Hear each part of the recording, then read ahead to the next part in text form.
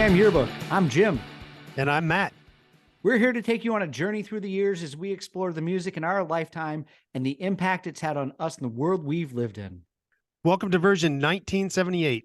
Here we are again, having to sum up a monster year of music. Big year.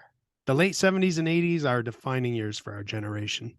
1978 is one of these beautiful years for us when everything, disco, punk, funk, R&B, rock, new wave, and whatever else was out there, it's like they're all mingling in a bar together. They're in the same record collection, and they're all on the same radio airwaves. Yes, they are. It's their own personal Studio 54.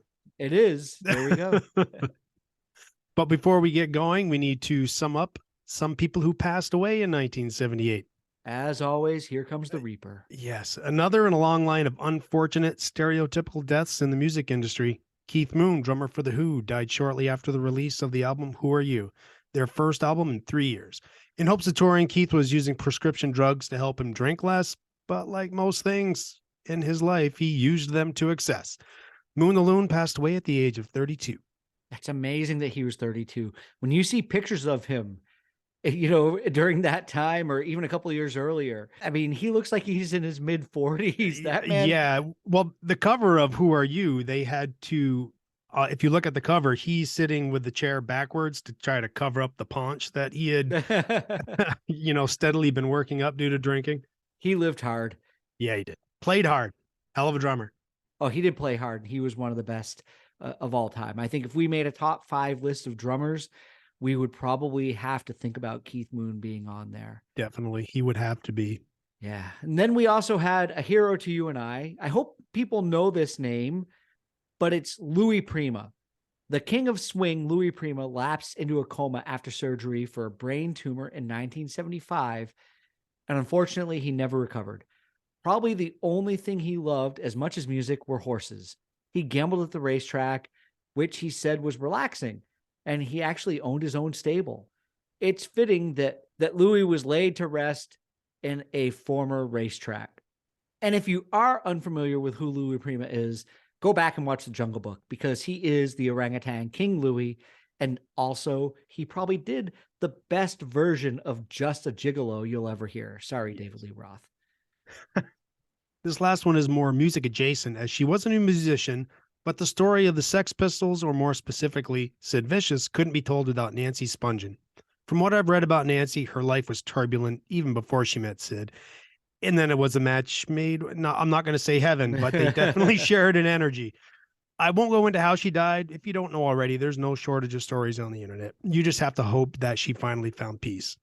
Yeah, I looked this up this week, and there are a lot of theories as to how she died and what went on. And even though Sid was charged with her death, it may have been a bad drug deal. Go look it up. It's worth reading. You know, I'm sure there's a murder mystery podcast out there about it. Or 3. Yes. Or 5 movies. And then there was disco. No, it didn't die, but in 1978, the Reaper was getting ready to pay a visit. Disco Demolition Night was just around the corner in Chicago the following year. Check out version 1979 for that story. Disco threw some of its best punches in 1978, though. Village People, YMCA, and Macho Man, anyone? I mean, we laugh now. It probably did back then, but back in the day, or that wedding you were at last year, we're all in on spelling out the YMCA with our bodies and just making fun of ourselves. Yeah, I think I talked in one of the earlier episodes in the 90s about how I worked at a summer camp and I was a DJ, and I banned YMCA from the weekly camp dances.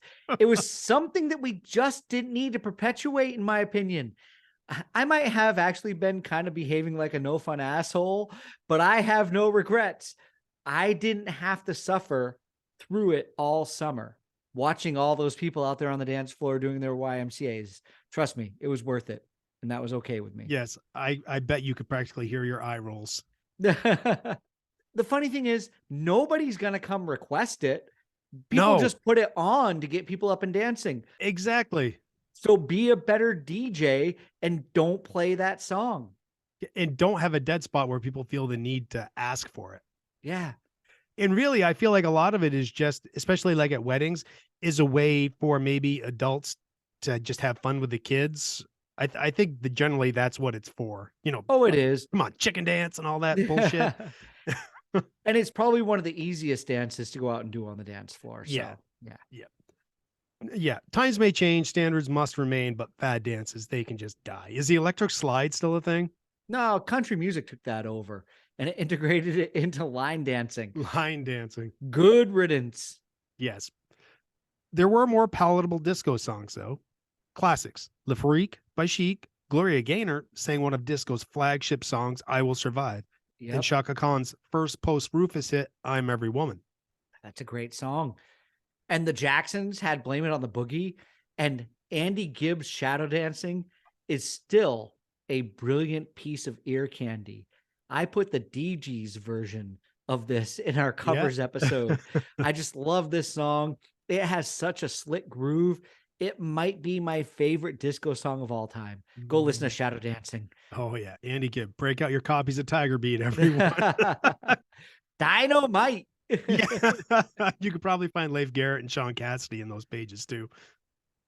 I think maybe your sentiment of following disco after death was that you wanted disco to die because you know what's around the corner. But come on, nobody was predicting its end at this point. It was at its height. Every song you just mentioned shows that disco was at its peak in 1978. And there's really only one way to go from the top. The anti-disco angst hadn't knocked them from the throne just yet, though. No, in 1978, I'm 7 years old. I didn't have an opinion on whether disco should die or not. You said that the end was coming for disco. But no, I said the Reaper was getting ready. No, we're here in 1978, and we need to view it from this perspective of being in 1978. Oh, it's at its peak. It is. I just mentioned all the songs. Yeah. Those were huge. But we know there is only one way to go from the top of the world of music. Yeah, it's just a cheap beg also for people to check out an earlier version of the show. So version 1979. That's true. Also, everybody was jumping on the bandwagon. Spoiler alert, I'll get to the Rolling Stones at the end of the show, but they were guilty. And then you also had the Grateful Dead with Shakedown Street, the lot where you can score a lot of drugs that you would want or need at a Dead show, picked up the nickname of Shakedown Street or just Shakedown. It's a great song. I love the groove and the harmonies. It's a fun Dead moment, but it's disco.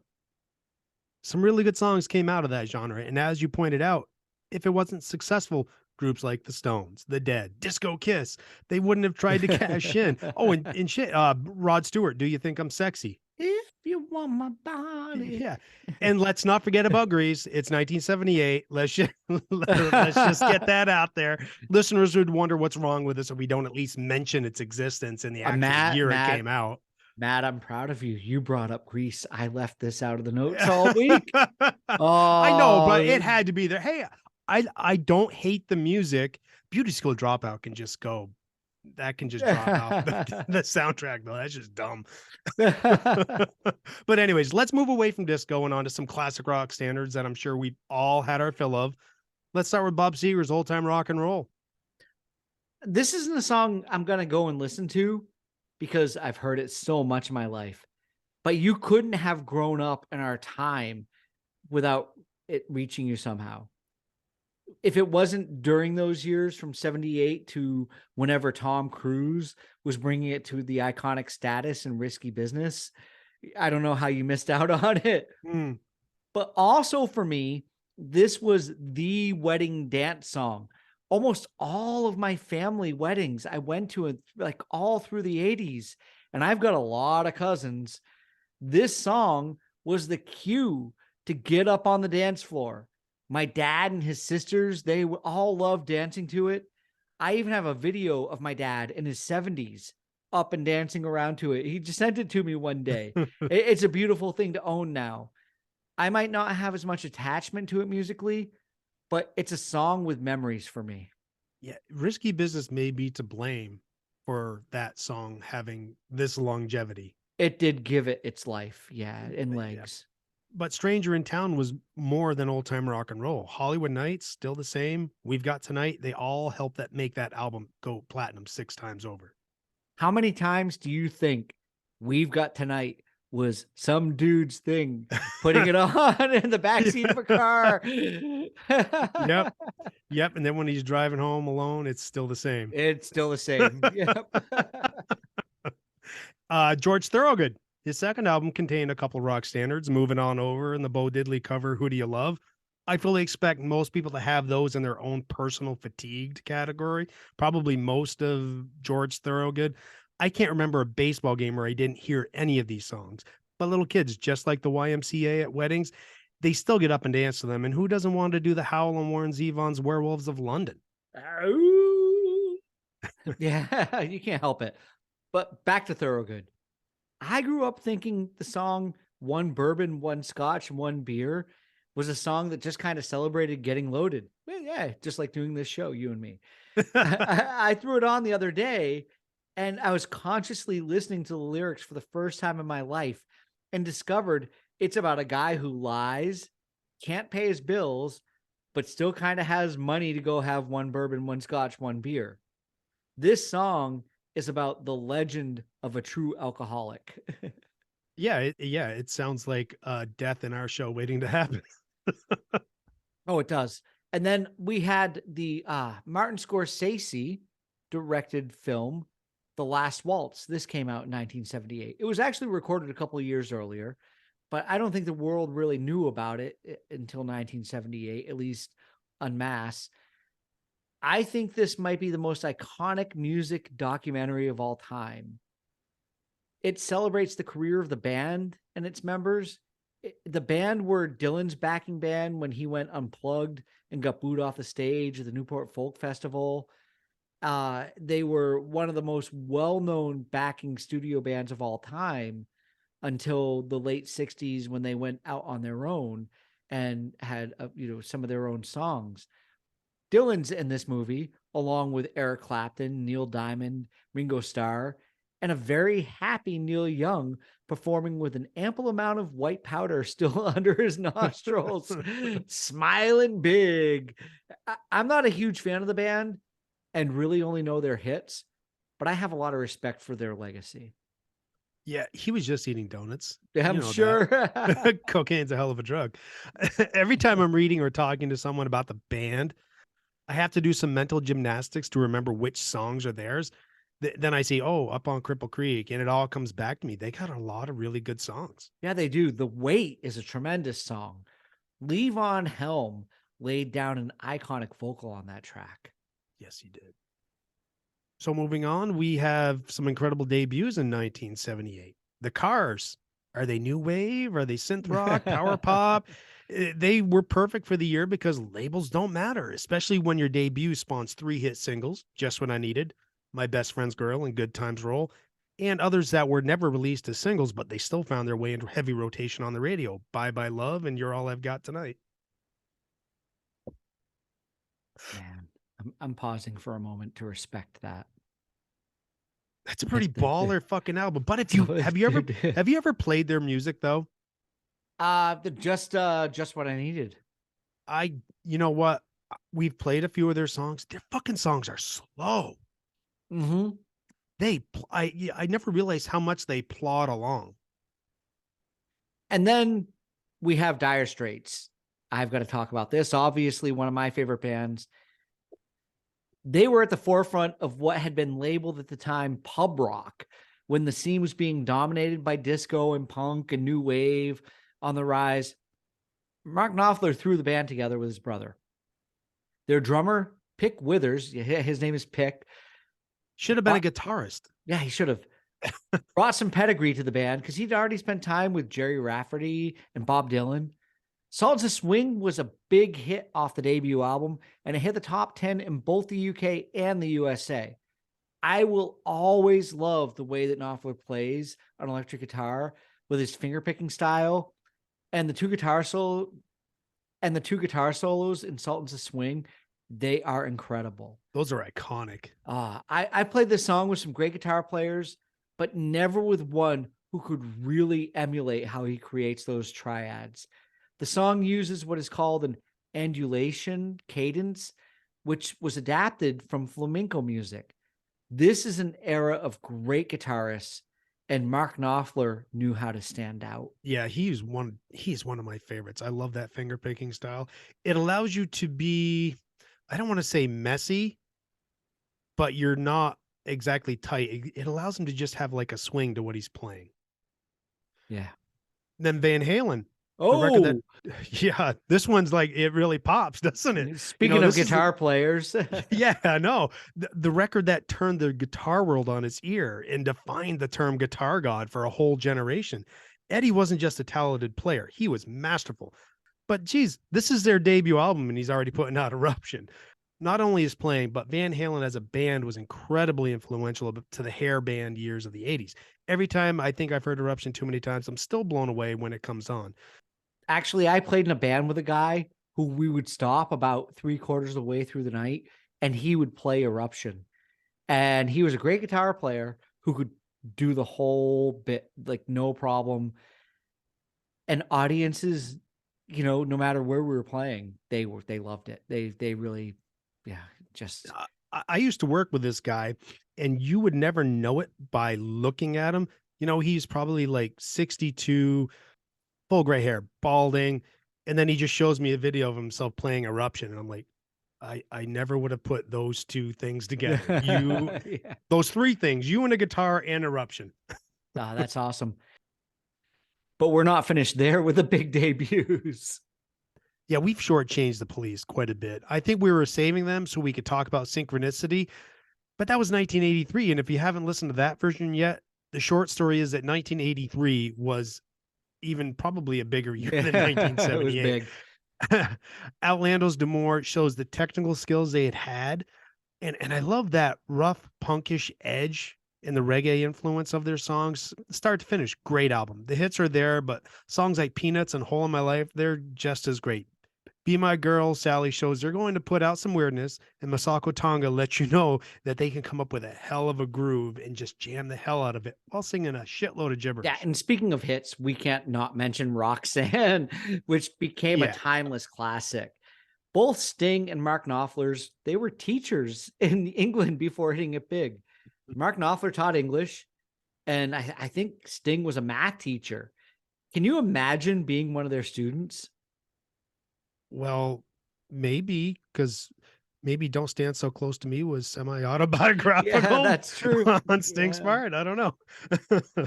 Another debut that's not on the same level as the others as far as immediate success, but Prince, his debut album For You, it covers rock, pop, funk, R&B, and a little bit of disco. While it's no 1999 or Purple Rain or Controversy, just listen and know that every sound, voice, and instrument is all entirely Prince. Yeah, it's amazing when you find that out. But let's turn some stuff around. 1978 was still full of classic songs from established bands, too. We mentioned a few at the start, but we've got to mention a few more before we get to our 5. Oh, is it more name checking time? It sure is. We should have named this part of the show Matt's Fun Time, the name checking part of the show. I feel like this is where the caffeine takes over and it's like Well, okay, well, I'll get it started. yeah. You made a 1978 playlist and shared it with me. I had never realized how great Lights by Journey sounded until I listened through headphones this week. I can only describe it as really pretty. Cheap Trick's album Heaven Tonight, the lead single Surrender.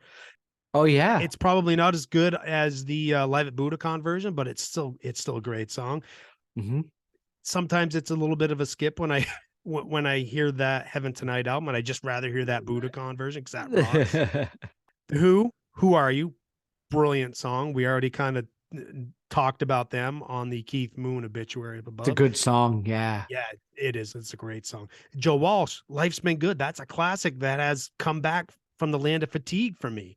And then Queen, Bicycle Race and Fat Bottom Girls, 2 classic songs. Bicycle Race is one of my favorite Queen songs. They're great songs. They're still popular over here in the UK. You'll hear them on the radio every now and again.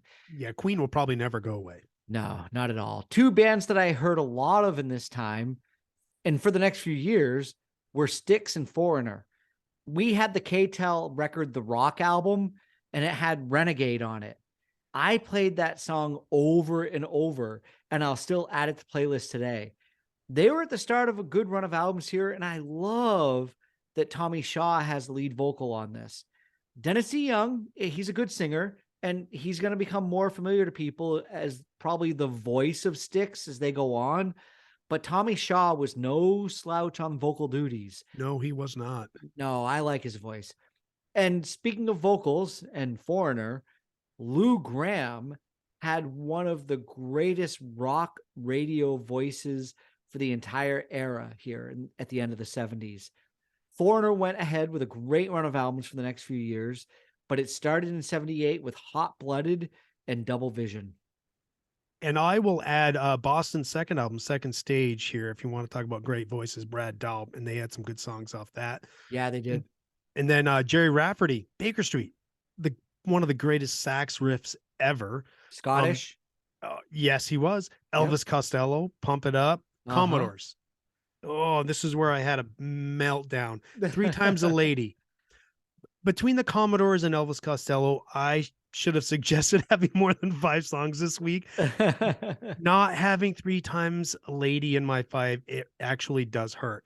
I'm just glad I put Take Me to the River by Talking Heads on the playlist on our covers version, or I would have just said, Jim, we need at least 8 songs, because I came up with my 5 pretty quick. And for me, there really wasn't a whole lot of changing.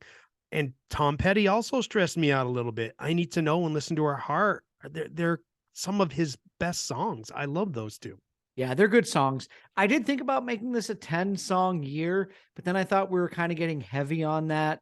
And Yes. we've done that a lot through the 80s, and we might do it again. Yeah. And part of the fun is the pain in doing this. Oh, it is. And I'm sure the audience, when we put the poll up for this show, they're going to have a hard time picking the songs from 1978, just as much as we've had a difficult time. Yep. But I also remember my father had Bonnie Tyler's first hit. You know, Bonnie Tyler of Total Eclipse of the Heart, one of the most well-known songs, probably universally. She had a single, It's a Heartache, and it was a big hit in my house.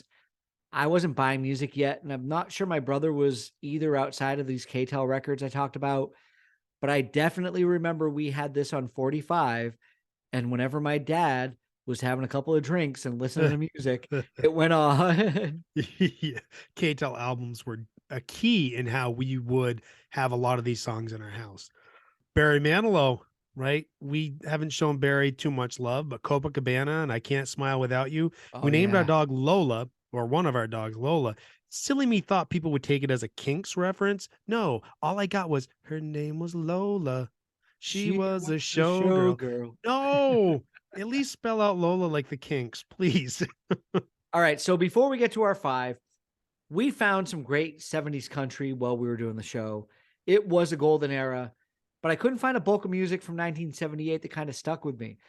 I'm sure there's stuff that I've missed, but I passed by these 2 giants when I was searching, and I think I was towered over by them. My dad listened to the bejesus out of the Willie Nelson album Stardust. Nobody does an album of standards better than Willie, and this album was a definitive one for me. Georgia on My Mind, only Ray Charles might sing this one better. And I'll hand that to him, but that's probably the only person who sings the song better than Willie. Yeah. Yeah, sorry, Willie. Then there's Moonlight in Vermont. That's sentimental just to us and where we come from. It's a classic standard. And I think the song Blue Skies, it's one of those songs that just feels like it was written for Willie. Yeah, I'm surprised it's not his song because he kind of made it his own. Yeah, I thought it was until I came across this album and realized it was standards. As a kid growing up, Blue Skies just sounded like a Willie song. Yeah. Kenny Rogers, The Gambler, the title song, and She Believes in Me. Jim, you've put a couple classic Kenny Rogers songs on the playlist. The Gambler is his signature song, though. It was a crossover smash hit that won him a Grammy. He even played the character Brady Hawks in 5 TV movies inspired by that song. The last one was in 1994. That's a 14-year stretch. 1980 to 1994. That kind of blew me away that in 1994 there was somebody still said, you know what? We need another Gambler movie. Probably my dad. Yeah. All right. Well, here we are, probably at the end of everything we're going to bring into 1978. And Matt, you brought us to this luscious full year of music. It's time to get to our 5. So you get to go first. What is the first song that you are bringing to the playlist? I'm going to kick off 1978's 5 with Ace Frehley's New York Groove. Somebody thought it was a good idea for all members of Kiss to release a solo album at the same time in 1978. The best by a mile was Ace Frehley's. Paul's is good. It's more like classic Kiss. But if you want a challenge, try Peter or Gene's. They're just awful. I don't care about your bank account, Gene. It sucks. I put enough money into that bank account where I get to have an opinion. But New York Groove by Ace Frehley is the song. I bet you Gene's bank account was also the one who said, let's all make solo albums and see if we can sell 4 times as much as what we're doing now. Yeah. And then I'm pretty sure that bank account screamed when they printed out millions of copies that nobody wanted. Yeah, nobody wanted to buy them. Frehley did have the best solo album, but he also made a friendship that gave him an ace up his sleeve. We've always agreed that a band is only as good as their drummer, and Anton Fig was Ace's drummer. Hell yeah. Fig drummed on all but one track of the Dynasty album by Kiss and all of Unmasked. Yep. However, away from Kiss, his loyalty was to Frehley. It made a huge difference. Frehley's persona may have played him up as the oddball, but I actually think he was probably the most musically complete member of the band. He definitely was. And Anton Fig, he was a drummer on the David Letterman show. The world's most dangerous band. That's right. And Ace Frehley, when he came out in the 80s with Frehley's Comet, Anton Fig was his drummer. Ace had comfort zones. He loved to work with Eddie Kramer and he loved Anton Fig. Yeah. And once he had a comfort level with somebody, that's who he wanted to work with. Wouldn't you want to pick those guys to work with? Hell yeah. Hell yeah. Ace didn't write New York Groove. It's a cover, but it's relatively an unknown song other than his version. It's synonymous with Ace Frehley, almost like it was written for him. And when they played this song live, it gets one of the biggest pops. Yeah, it's good. All right, Jim, how are you going to lead off your 1978? Okay, Matt, here we go. My gift to you. I am going to lead off 1978 with, drum roll, everybody, the Ramones, I Want to Be Sedated. Yeah, I'm picking a Ramones song. I think I told you at one point early on in the show that there was a Ramones song that I was going to pick. Here it is. The Road to Ruin album doesn't have a bunch of songs most people would know, but it's still really good. People know this one. Everybody knows I Want to Be Sedated once it comes on. It's my favorite Ramones song, hands down. And after a long day or a week at work, I can absolutely relate to this song. Yay, more Ramones. Great damn choice. Not just for the playlist, but as your favorite Ramones song. I Want to Be Sedated. I put it right up there with Blitzkrieg Bop as having to be their most recognizable and popular songs. I'm glad they're both on the playlist. Awesome choice. Yeah, that one's for you, Matt. There you go. Free gift. All right, what's your second song? Devo, Jocko Homo. Devo also released their debut in 1978. I saved it for now to avoid talking about it twice, and I think for most it's not in the same category as the big ones we covered earlier. As luck would have it, I avoided having to make a near impossible decision. I already added their version of Satisfaction on our covers episodes, so it was clear sailing to add Jocko Homo. It's zany, and I love it. I didn't know this song, but knowing Devo, it didn't let me down, what I've heard before. And I'll be honest, Matt, I've got a tolerance for Devo that can be met. Oh, you're not alone. Yeah, and I have to be in the right mindset to really kind of sit down and get into them.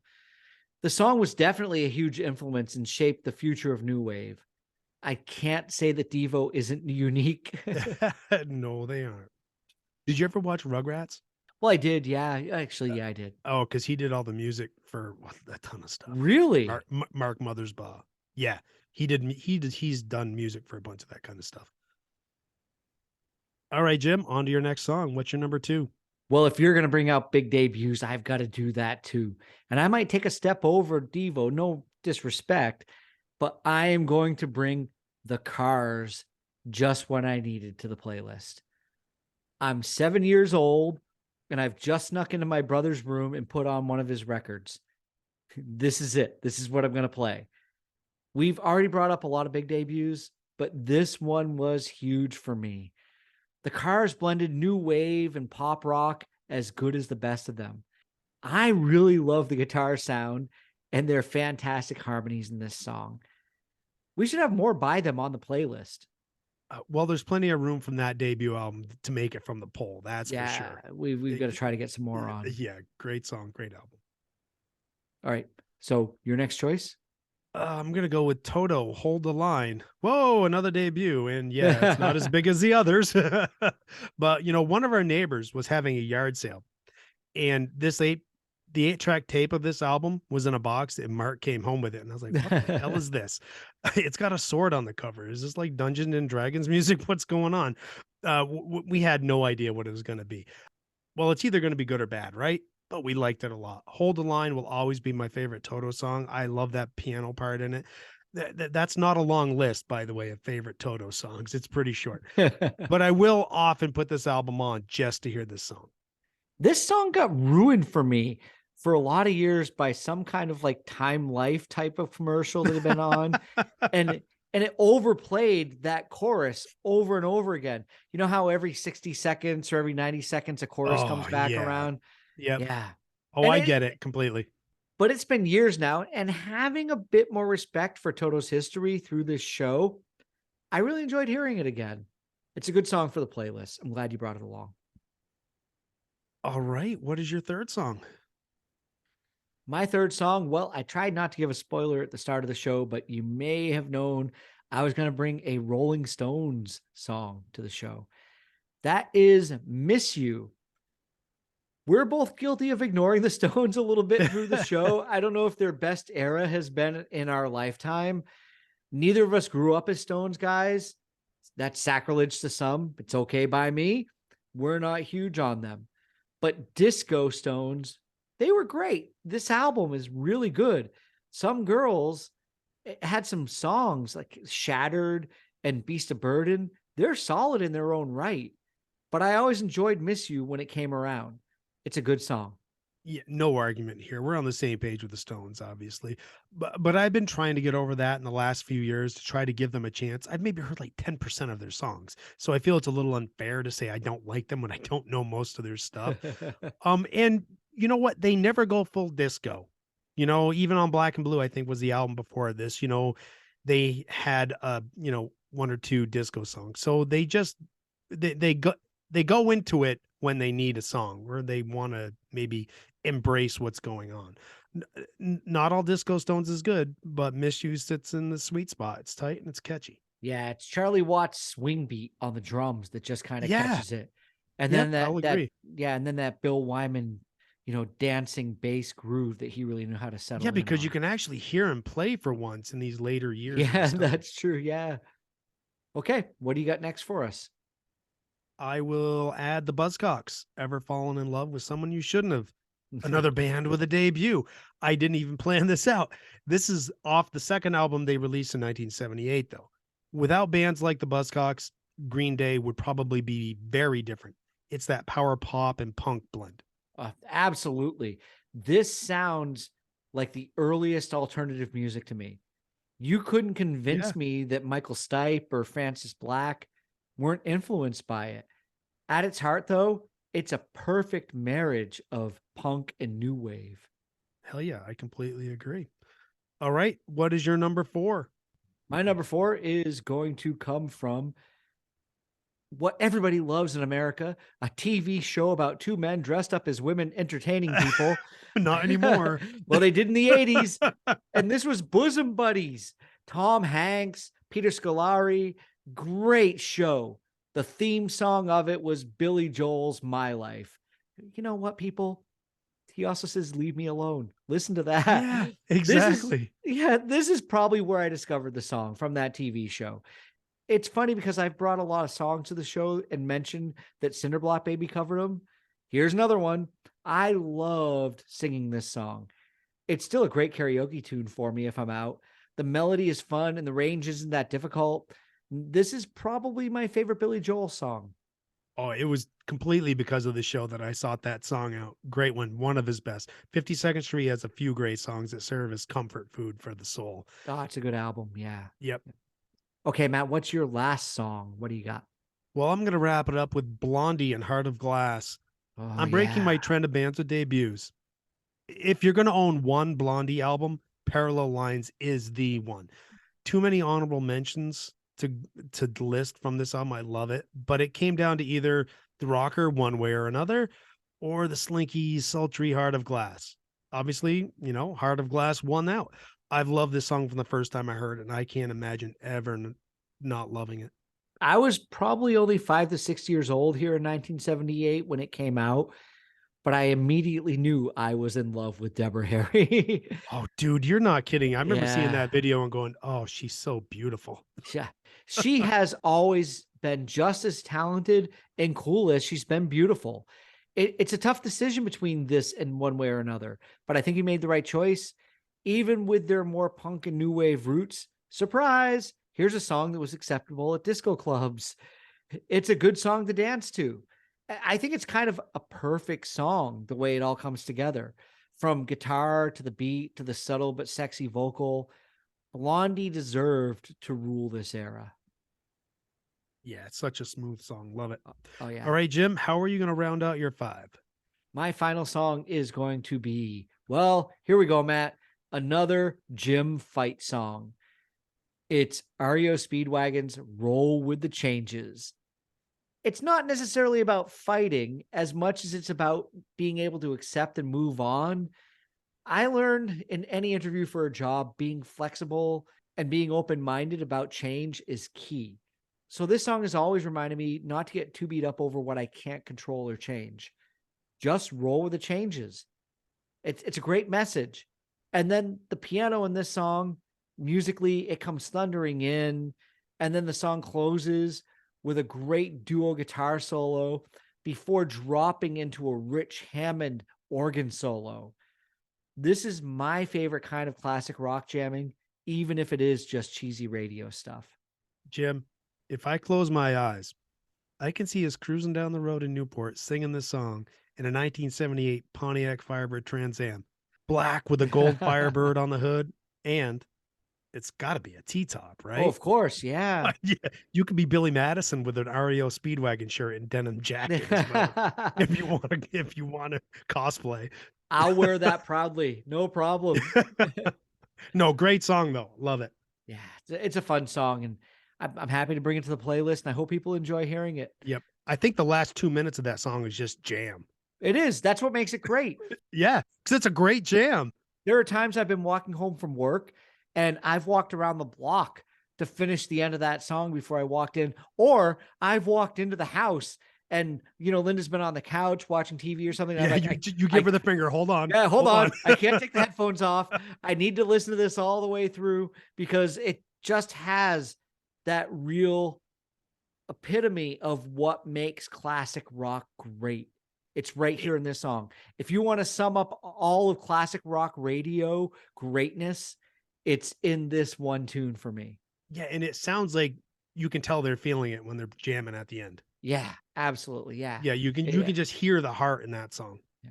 So there we go. That is my last song, and we are done for year 1978. Oh, and I brought us here. So Jim, you get to tell us where we're going next. Oh, Matt, where are we going, big guy? What's up? I've been thinking about this, and I have a feeling I'm going to have to grab you by the ear and drag you. Yes, you will. Anytime from these 70s and 80s, you got to drag me out kicking and screaming. Oh, I'm gonna have to hog tie you and just pull you along. You just made it weird. Well, I'm good at making things weird, Matt. But yes, you are. I'm gonna hurt you right now by dragging you kicking and screaming to 2011. Oh God, why? Yeah. Because we have to, right? Yeah. We got a couple years left in the 2000s. I think most people listening are probably say, "Yeah, just get it over with. Just get it over with." So let's just do it.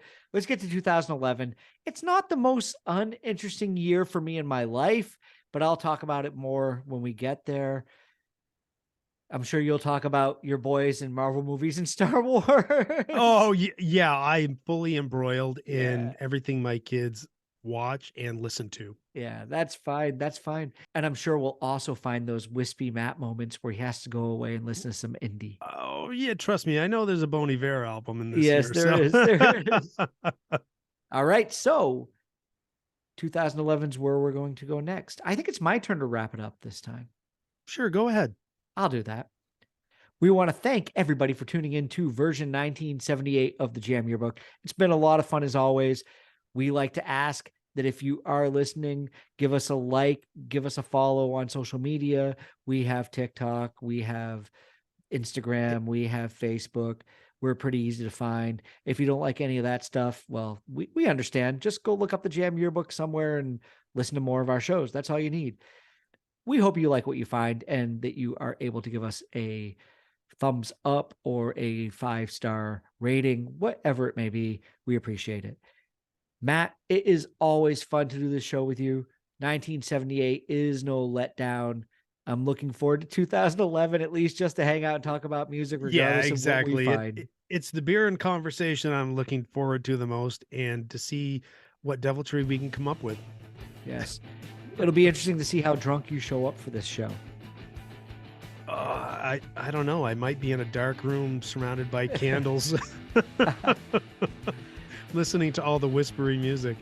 I don't blame you for that. So here we go, away from 1978 and on to 2011. Thank you once again, everybody, for listening. Matt, say your goodbyes. Goodbye, everyone, and thanks for listening to the Jam Yearbook. We'll see you next time for version 2011. Peace, love, and podcasts.